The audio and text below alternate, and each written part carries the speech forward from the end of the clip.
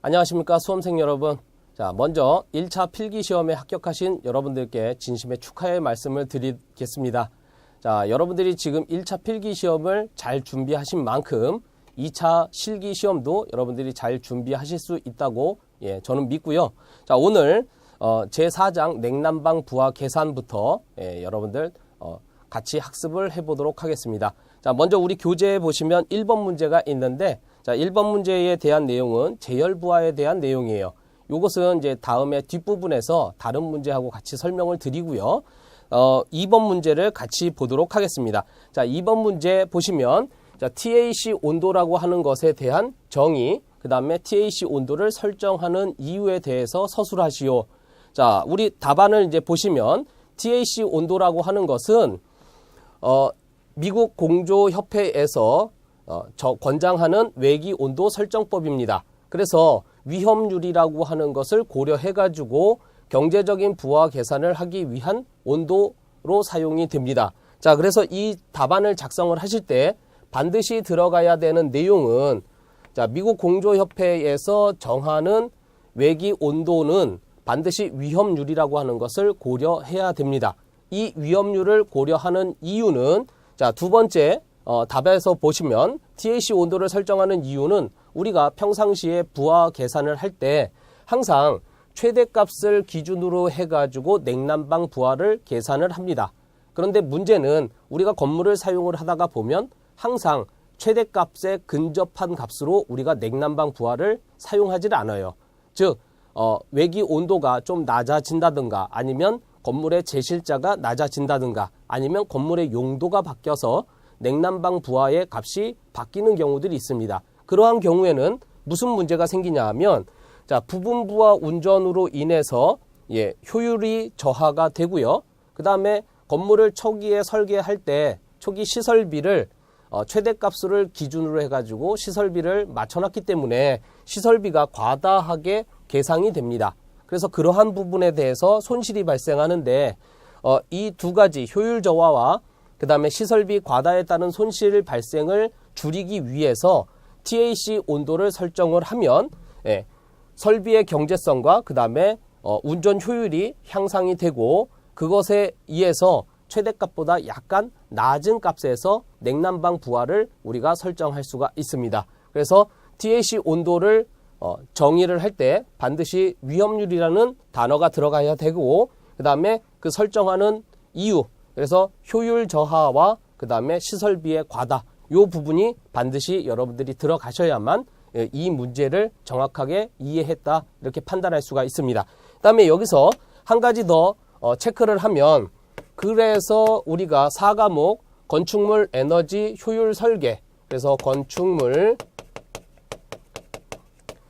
에너지 효율 설계에서 기준이 있습니다. 그렇죠?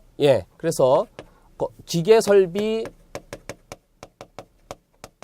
부문의 의무사항에서 이 내용을 규정을 해놨습니다. 그래서 첫 번째 냉난방 부하 계산을 할 때 우리가 위험률을 2.5% 범위 내에서 설정하는 내용이 있고요. 그 다음에 1% 범위 내에서 설정하는 값이 있습니다. 그래서 이 2.5%를 사용하는 경우에는 어떤 경우냐 하면, 냉방기하고 그 다음에 난방기하고 구분해가지고, 그래서 여름과 겨울 기간에 사용하는 냉난방 부하를 따로 구분해가지고 계산하는 경우에는 위험률을 2.5%를 고려하고요. 그런 거 없이 아유 귀찮아 죽겠네, 뭘 그걸 구분해, 그냥 1년 단위로 계산하자. 그래서 연간 냉난방 부하로 계산을 하는 경우에는 위험률을 1%를 적용을 합니다. 그래서 요 내용도 여러분들이 답안을 작성하실 때 추가적으로 서술해 주시면 아마 점수를 높게 받을 수가 있을 것 같습니다. 그래서 이런 내용 체크를 해 두시면 되겠고요. 자, 다음에 3번 문제로 가도록 하겠습니다. 자, 3번 건축물의 냉난방 부하 계산 시 고려하는 상당 외기 온도와 그 그 다음에 상당 외기 온도 차에 대해서 기술하시오. 그래서 상당 외기 온도가 무엇이냐, 그 다음에 그걸 가지고 계산하는 상당 외기 온도 차에 대해서 자, 여러분들이 답안을 작성을 하셔야 됩니다. 자, 먼저 답안을 이제 보시면 상당 외기 온도라고 하는 것은 우리가 일반적으로 건축물의 열 관류율을 가지고 냉난방 부하 계산을 합니다. 그런데 이제 문제는 뭐냐 하면 외기 온도를 고려해 가지고 우리가 계산을 하는데 거기에 일사의 영향이 있어요. 즉 태양열을 받는다는 거죠. 그래서 태양열을 받으면 벽체의 구조가 이 일사에 의한 열을 머금고 있습니다. 그것을 우리가 복사열이라고 하죠. 그래서 그 복사열의 흡수율을 고려한 온도가 바로 상당 외기 온도예요. 이 복사열을 고려 안 하면요, 해는 졌는데요, 실내 공간이 굉장히 뜨거워요. 그래서 왜 뜨거운가 하고 봤더니 외벽에 가서 손을 대보니까 벽이 뜨끈뜨끈합니다. 그러니까 덥지요, 당연히. 그래서 외기 온도뿐만 아니라 일사의 영향을 고려하는 것이 바로 상당 외기 온도예요. 자, 그래서 여기다가 추가적으로 하나를 더 적어 놓으시면 상당 외기 온도를 계산하는 공식이 어떻게 될까요? 자, T2를 상당 외기 온도라고 하면 자, T2에서 E는 T5 외기의 온도 더하기 그 다음에 A5 그 다음에 알파 그 다음에 여기다가 곱하기 I를 합니다. 그래서 여기서 얘기하는 T5는 외기의 온도이고요. 두 번째 알파 5는 열 전달률을 얘기하고요. 그 다음에 알파는 외벽 표면의 열 흡수율을 얘기하고요. 그 다음에 I는 일사량을 얘기합니다. 그래서 단위를 같이 체크해 보시면 외기 온도니까 도C 이렇게 단위가 설정이 될 거고요. 그 다음에 열 전달률은 와트 퍼 제곱미터 K 이렇게 되고요. 그 다음에 표면 흡수율은 단위가 없는 상수입니다. 다음에 일사량은 와트 퍼 그 다음에 제곱미터 아워. 그래서 시간당 1제곱미터의 벽체가 태양열을 얼마나 받느냐. 그래서 요 내용도 추가적으로 여러분들이 답안에다가 작성을 해주시면 점수를 많은 점수를 획득하실 수가 있고요. 다음에 두 번째 상당 외기 온도차라고 하는 것은 뭐냐. 그래서 이렇게 계산한 상당 외기 온도하고 실내 온도와의 차이를 우리가 상당 외기 온도차라고 합니다. 그래서 여러분들이 상당 외기 온도 정의 그 다음에 왜 이것을 고려하는지 잘 판단해 주시고 그 다음에 공식까지 같이 기억을 해 두시면 좋겠습니다. 자, 다음 문제 보도록 하겠습니다. 다음 4번 문제 보시면 자, 냉난방 부하 계산할 때 고려하는 장치 부하에 대해서 기술을 하시오. 그래서 자, 냉난방 부하를 계산을 할 때 우리가 인체 발생 열도 고려하고 그 다음에 외기에 의한 손실 열량 또는 환기에 의한 손실 열량 그 다음에 여러 가지 각종 장치들이 있죠. 그러한 장치 부하들을 우리가 어떻게 고려하느냐. 그래서 장치 부하의 종류에 속하는 것들 먼저 체크를 해보시면 장치 부하라고 하는 것은 송풍기가 가지고 있는 부하, 그 다음에 덕트가 가지고 있는 부하, 그 다음에 제혈 부하를 우리가 장치 부하의 종류로 봅니다. 그래서 이러한 장치 부하는 실내 부하에 덕트 계통에서의 열 손실이 있습니다. 그 다음에 우리가 여러 가지 계산한 외기 부하가 있고요. 그 다음에 제열 부하를 더한 열량을 우리가 장치 부하라고 합니다. 그래서 공기조화기에서 용량 계산을 할 때 근거가 되는 값이고요. 장치 부하의 종류는 아까 보신 것처럼 송풍기가 가지고 있는 부하, 그 다음에 두 번째 덕트 부하, 덕트 계통에서 배관들이 덕트가 가지고 있는 열 손실을 우리가 덕트 부하라고 얘기를 하고요. 그 다음에 자, 세 번째 제열 부하, 제열 부하 보시면 제열에 의한 습도 제열을 할 경우 공기조화기에서 냉각된 공기를 다시 가열을 합니다. 그러니까 재가열한다는 얘기죠. 그것을 실내로 취출할 때 발생하는 부하로서 냉방부하를 계산을 할 때는 우리가 고려하지만 난방부하를 계산할 때는 제외가 되더라. 그래서 요 문제하고 아까 우리가 그냥 지나왔던 1번 문제 같이 한번 보시면요. 자, 앞 페이지에 가시면 1번 문제에 냉난방 부하 계산 시 고려하는 제열 부하에 대해서 설명하라. 그래서 해설을 보시면 제열 부하라고 함은 장치의 결로와 습도 상승에 대비해서 공조기 내에서 냉각된 공기를 공조기 내 또는 덕트 내에서 가열을 해가지고 취출을 할 때 발생하는 부하를 얘기합니다. 즉 공조기나 덕트 내에서 찬열이 계속 지나가다 보면 결로가 발생합니다. 그 결로가 발생하게 되면 실내로 들어가는 공기의 양이 줄어들겠죠. 그래서 그 결로가 발생하지 않게끔 다시 거기다가 열을 가합니다. 그러면 공기의 온도가 약간 상승하겠죠. 그때 발생하는 부하를 우리가 제열 부하라고 합니다. 자, 그러면 요거와 관련해 가지고 여러분들 뒷페이지 넘기셔 가지고요. 10번 문제 같이 보도록 하겠습니다. 자, 10번 문제 보시면 자, 10번 문제는 냉난방 부하에서 우리가 고려하는 제열 부하. 그래서 굳이 왜 제열 부하를 왜 우리가 고려해야 되느냐. 이게 발생하니까 우리가 고려를 하는 거겠죠. 그래서 자, 10번 문제는 제열 부하가 발생하는 원인에 대해서 기술하시오 이렇게 되어 있습니다. 그래서 자, 어떨 때 이 제열 부하를 고려해야 되냐 하면 냉방 시 실내 공기가 오염이 너무 심해서 취출되는 공기의 양을 증가시켜야 하는 경우에 제열 부하가 발생을 합니다. 그다음에 두 번째는 흐린 날씨 또는 강우의 영향, 즉 날씨가 흐리거나 그다음에 비가 오는 경우에는 외기의 온도가 낮아집니다. 그러다 보면 장치 내에서 결로가 발생할 우려가 있습니다. 자, 그럴 때 외기 온도가 낮아지기 때문에 실내 취득 현열량이 현저하게 감소하는 경우 그것을 다시 온도를 상승시켜야 되는 문제가 발생합니다. 그때 이제 제열 부하를 고려하고요. 그다음에 세 번째, 건축물 내에서 거주 인원이 많은 경우에 인체 발생열이 많이 발생합니다. 그러다 보면 자연적으로 증기가 많이 발생이 되겠죠. 땀이나 열 때문에 증기가 발생합니다. 그러한 경우에 제열 부하를 고려해야만 실내에서 발생하는 인체 발생열에 의한 잠열을 줄여줄 수가 있습니다.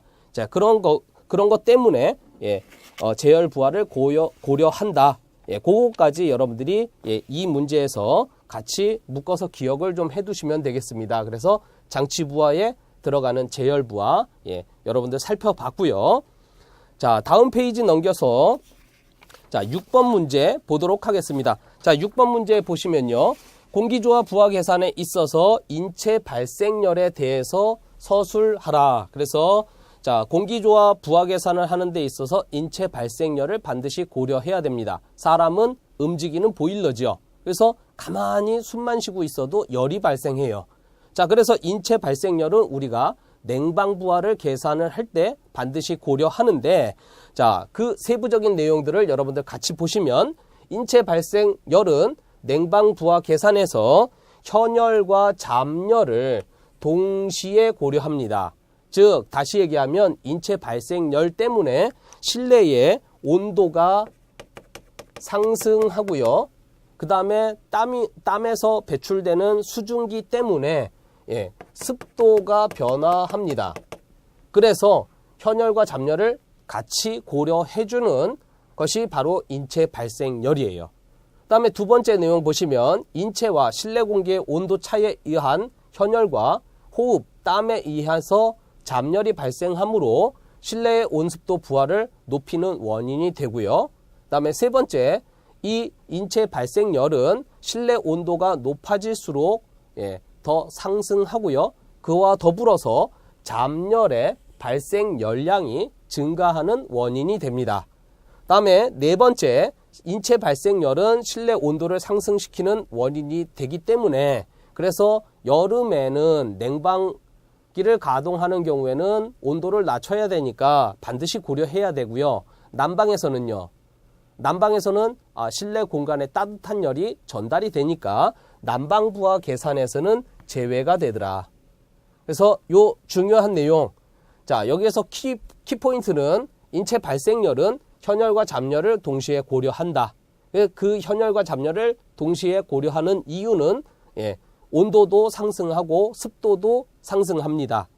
그 다음에 자, 네 번째 있는 자, 인체 발생열은 어디서 계산하느냐? 냉방부하에서는 반드시 고려해야 되고 난방부하에서는 제외가 된다. 자, 그러한 키포인트들을 여러분들이 잘 기억을 해 두시면 되겠습니다. 자, 다음 문제 보도록 하겠습니다. 자, 8번. 유리창을 통한 취득 열량을 계산하고자 하는 경우에 추결계수법에 대해서 설명을 하시오. 그래서 자, 유리창을 통해서 우리가 열량이 취득이 됩니다. 그래서 냉방부하를 계산을 할 때 반드시 고려를 해야 되는데 그 중에 계산하는 방법 중에서 추결계수법이라고 하는 놈이 있어요. 그 추결계수법은 어떻게 계산하느냐. 그래서 자, 일단 추결부하계수라고 하는 것은 건물의 구조체의 종류, 즉 건물의 재료가 구조를 만드는 재료가 철근 콘크리트이냐 아니면 철골 구조이냐 아니면 나무 구조냐 아니면 조적식 구조냐, 즉 재료에 따라서 열을 축적하는 양이 달라집니다. 그래서 건물 구조체의 종류 반드시 체크를 해야 되고, 다음에 두 번째 중량이 왜 중요하냐 하면 열 전달률이 높은 재료들은 비중이 무겁습니다. 거꾸로 얘기하면 열 전달 저항값이 큰, 그래서 열 전달을 잘 못 시키는 재료들은 그런 재료들은 비중이 낮아요. 가볍다는 얘기예요. 그래서 우리가 알고 있는 단열재들 대부분 다 가볍죠. 그래서 건축물의 중량도 연용량을 계산을 할 때 반드시 고려해야 되는 요소고요. 그 다음에 햇빛에 의해서 유리창을 통해서 실내 온도가 상승하죠. 그러니까 당연히 방위를 고려해야 되고, 그 다음에 벽의 개수, 유리창의 개수, 그 다음에 내부에서 블라인드나 커튼을 사용하는 내부 차폐의 유무에 따라서 우리가 추결 부하를 계산하는 방법들이 달라집니다. 그러한 모든 요소들이 관계가 있다. 그래서 요 내용은 반드시 여러분들이 서술을 해 주셔야 되는 내용이 되겠고요. 그 다음에 두 번째, 추결부하 계수는 유리창을 통한 일사 취득 열량을 계산을 합니다. 그래서 이 추결부하 계수는 일사 취득 열량이 중요하구나. 그러다 보니까 유리가 가지고 있는 차폐 계수를 반드시 고려를 해야 됩니다. 그 다음에 세 번째, 이 유리 차폐 계수를 고려하게 되면 자, 우리 일사 취득 열량이 어떻게 계산이 되냐 하면 유리의 차폐 계수의 비례해서 나타납니다. 그래서 유리의 차폐 계수 값이 크면 그러면 일사 취득 열량 값이 높아진다 그 얘기예요. 다시 얘기하면 실내 온도가 상승한다는 얘기고요. 차폐 계수가 낮으면요, 그러면 실내 온도 상승이 낮아지고 그 다음에 실내 온도가 낮은 상태로 유지가 된다 그 얘기입니다. 다음에 자 4번에 추결부하 계수는 동일한 시각이어도 차양이나 커튼, 그러니까 즉 차폐 장치가 있느냐 없느냐에 따라서 그때도 추결부하 계수 값이 달라집니다. 그래서 낮 시간에 또는 아침 시간에, 그래서 여러분들이 좀 살펴봐야 되는 게 뭐냐면 일사량에 대한 내용 중에서 오전 시간에 일사량이 높은 방위는 동쪽입니다. 그 다음에 두 번째, 정오에는 남쪽이 일사량이 높고요. 그 다음에 세 번째, 오후 해가 지는 시간에는 서쪽이 일사량이 높아요. 이미 우리 아는 내용이죠. 아침에 동쪽에서 해가 떠가지고 남쪽으로 갔다가 서쪽으로 지는 거. 그런데 그 값을 일사량으로 환산해서 얘기를 하면 이 개념을 잘 이해를 못 하시더라 그 얘기예요. 그래서 오전 시간에 동쪽 부분에 일사량이 높고 정오에 남쪽, 그 다음에 오후에 서쪽 부분에 일사량이 높습니다. 그래서 같은 시간 내에, 즉 오전에 동쪽에 내가 위치해 있어요. 그랬을 때 차양이나 일사 조절 장치 등이 있는 집하고 없는 집은 햇빛 들어오는 양이 달라지겠죠. 예, 그러한 것을 고려해가지고 예, 계산하는 것이 추결부하 계수입니다. 그래서 추결부하 계수를 이용한 추결계수법은 이러한 성격을 갖고 있다 체크를 해두시고, 다음에 여기에다가 한 가지 더 추가적으로 여러분들이 기억하실 것은, 그러면 유리창의 일사 취득 열량을 어떻게 계산하느냐. 그래서 유리창의 일사 취득 열량은 이미 여러분들이 1차 필기시험을 통과를 하셨기 때문에 공식은 다 알고 있죠. 그래서 일사 취득 열량을 Q, GR이라고 표기를 하면 여기에 I, GR을 곱하고 그 다음에 KS를 곱하고 그 다음에 A, G를 곱합니다. 자, 그래서 I, GR은 어떤 것을 얘기하느냐 하면 일사량을 얘기하는 거고요. 단위는 와트 퍼 제곱미터 아워 이렇게 되고요. 그 다음에 두 번째 KS라고 하는 것은 차폐 개수를 얘기하는 건데 이놈은 단위가 없어요.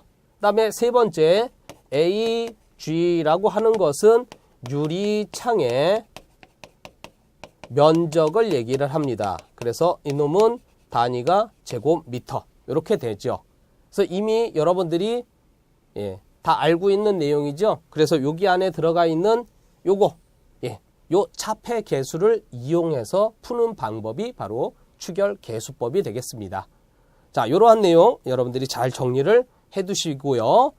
자, 다음에 9번 문제로 넘어가도록 하겠습니다. 자, 9번. 자, 난방도일에 대해서 기술하시오.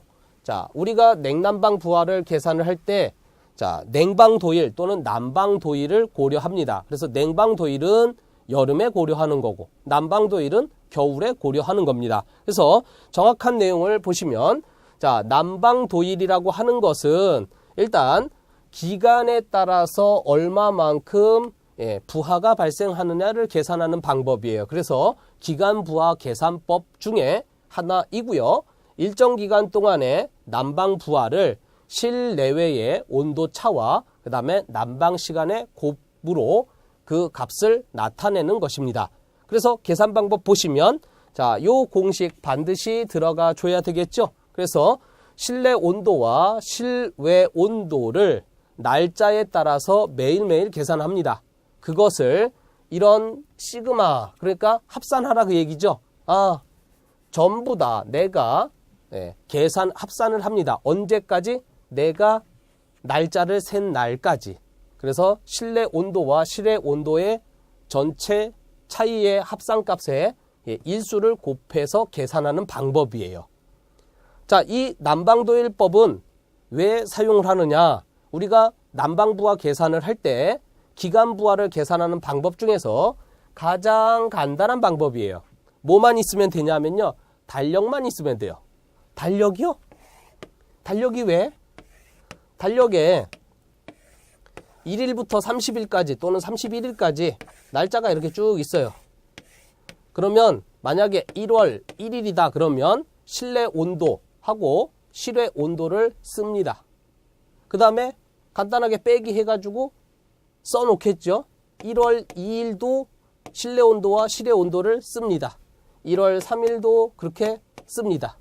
그러면 1월 1일에는 온도 차이가 10도 차이 났고, 그 다음에 1월 2일에는 15도 차이 났고, 그 다음에 3일에는 16도 차이 났고, 그렇게 해가지고 1월 31일까지 내용이 있겠죠. 그것을 요거 다 더한 다음에 곱하기 1일부터 31일이니까 여기다가 곱하기 31일 하면 끝나는 문제예요. 아, 그렇구나. 그래서 가장 간단하게 기간부하를 계산하는 방법 중에 하나예요. 근데 문제는 뭐냐 하면 겨울에 난방기를 틀어놨는데 또는 여러분들이 난방기를 틀어놨는데 너무 더워. 그래서 끄는 경우가 있죠. 뭐 때문에 꺼요?